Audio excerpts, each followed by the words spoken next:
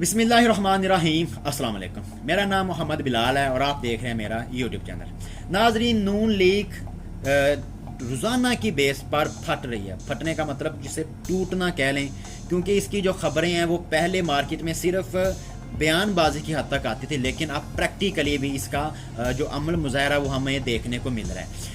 خاص کر جب کل الیکشن کے بارے میں عدالت کا فیصلہ آیا تو اس کے بعد نون لیگ کی جو پارٹی ہے اس کے اندر بغاوت کی بو آنے لگ گئی ہے اور بغاوت پھوٹنے بھی لگ گئی ہے، جس میں سے سب سے پہلا جو باغی ہے وہ قرار دیا جا رہا ہے کیپٹن صفدر کو۔ وہ آپ نے کہاوت تو سنی ہوگی کہ گھر کا بیدی لنکا ڈائے، تو یہاں پر جو گھر کا بیدی ہے وہی لنکا ڈانے کے لیے میدان میں اتر گیا، کیونکہ نون لیگ میں بغاوت کس کو کہا جاتا ہے؟ بغاوت اس کو کہا جاتا ہے جو سچ بولتا ہے، جو حقیقت کو بیان کرتا ہے، تو اس کو وہ ڈیفینیشن میں بغاوت کہتے ہیں۔ کیونکہ ہمیشہ جب سے یہ حکومت آئی ہے جو حقائق ہیں ان کو چھپایا جا رہا ہے، حقائق کو بیک پہ کر کے اور عوام کو دکھایا کچھ جا رہا ہے، لیکن پیچھے بہت بڑا جو طوفان ہے وہ چھپا کر اس حکومت کو آگے لے کے جا رہا ہے۔ امید دی جاتی ہے کہ عوام مشکل فیصلے کرے، عوام مشکل فیصلے کرے۔ عوام مشکل فیصلوں میں ساتھ کیوں دے؟ آپ نے کیا ساتھ دیا؟ 85 اراکین کی آپ کی کابینہ ہے، اس کو یا تو آپ نے کم کیا ہو یا ان کے خرچے کم کیے ہوں۔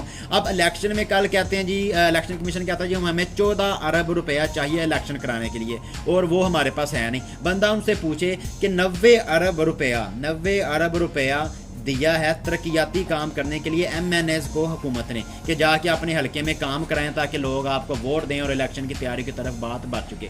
تو وہ جو 90 ارب روپیہ دیا اس میں سے 14 ارب الیکشن کمیشن کو دے دیں تو آٹومیٹیکلی پیسے آ جائیں گے اور الیکشن ہو جائے گا۔ تو یہ جو جتنے بھی ہیلے وسیلے ہیں جھوٹ بول کر حکومت کو لمبا کر رہے ہیں، تو یہ ان باتوں سے اب جو عوام سچ بولتی ہے تو اس کو پھر نون لیگ والے باغی کہتے ہیں۔ اب یہ پہلا سچ کیا بولا ہے؟ پہلا سچ کیپٹن صفدر نے یہ بولا ہے کہ جو قمر جاوید باجوہ ہے اس کو جب توسیع دی گئی تو ہمیں اس کا حصہ نہیں بننا چاہیے تھا۔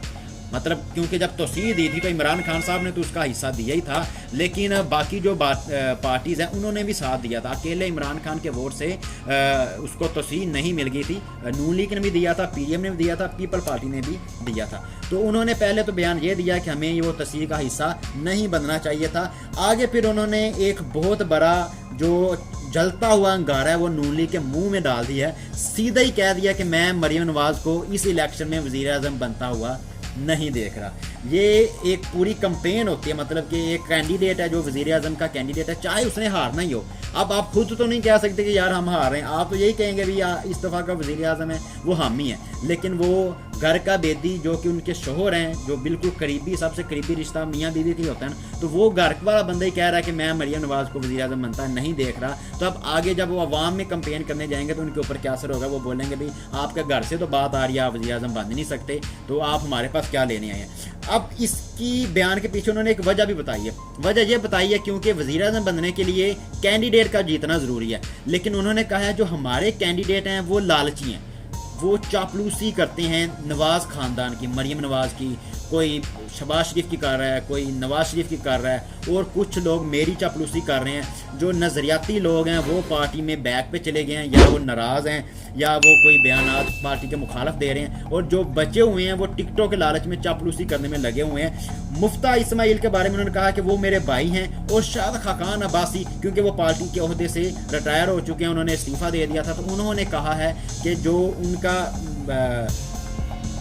قد کاٹ ہے، قد کاٹ مطلب کہتے ہیں کہ جو ان کی شخصیت ہے وہ کسی بھی عہدے کی محتاج نہیں ہے۔ مطلب انہوں نے اظہار کیا ہے کہ جو مفتہ اسماعیل ہے اور جو شاہد خاقان عباسی ہیں ان کے ساتھ ہمارے بہت اچھے تعلقات ہیں، اور وہ اگر پارٹی کے عہدے سے چھوڑ بھی گئے ہیں تو وہ عہدہ ہم ان کو دے ہی نہیں سکتے تھے جس کے وہ قابل تھے، کیونکہ وہ عہدوں سے بہت بڑے ہیں۔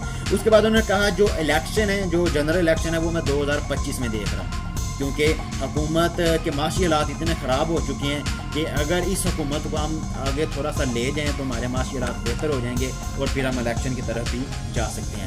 اب اس کے بعد مریم نواز کیسے چپ رہ سکتی تھی؟ انہوں نے اپنے شوہر کا فوری طور پر جو انہوں نے بیان دیا اس کا انہوں نے نوٹس لیا، اور نوٹس لینے کے بعد ایک بڑی سی بیان جاری کیا اور کیپٹن صفدر کو مزید جو ان کی پارٹی ہے اس کے بارے میں بیانات دینے سے روک دیا، کیونکہ وہ اس وقت پارٹی کی چیف آرگنائزر ہے، اور انہوں نے چیف آرگنائزر کے طور کے اوپر یہ بیان دیا ہے، یہ بلکہ آرڈر دیا، آپ اس کو حکم سمجھ لیں کہ اب جو کیپٹن صفدر ہیں وہ نون لیگ پارٹی کے بارے میں کوئی بھی پالیسی بیان نہ دے.